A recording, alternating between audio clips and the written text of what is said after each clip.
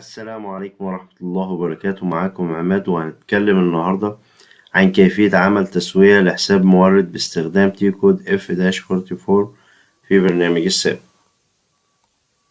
الهدف من استخدام تي كود F-44 تسوية الحسابات المفتوحة للموردين، مطابقة الفواتير مع المدفوعات المسجلة، ضمان تحديث الحسابات المالية بشكل دقيق، تقليل الأخطاء في إدارة الحسابات الدائمة.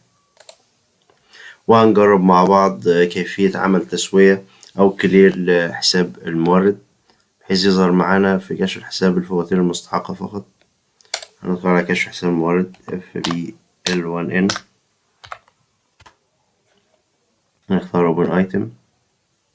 اوكي، هيظهر لنا كشف حساب المورد. الفاتورة 1944 مسددة بالكامل، دي اللي احنا هنعمل لها كلير أو تسوية. هنفتح نيو سيشن، وبعد كده هنفتح شاشة F-44.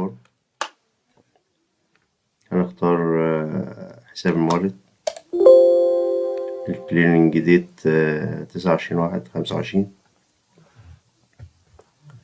بعد كده نختار دوكيمنت نمبر، انتر.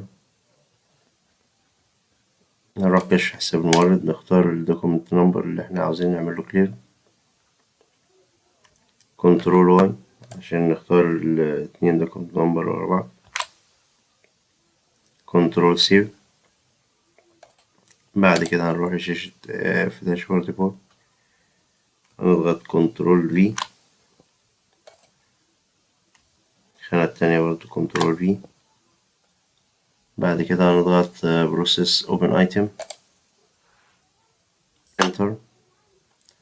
ظهر لنا القيدين اللي احنا هنعمل لهم كلير، البالانس بتاعهم 0. هنعمل بوست، وبكده تم عمل كلير للفاتورة. هنرجع كشف حساب المورد، هنعمل ريفرش، تم عمل كلير للفاتورة المسددة،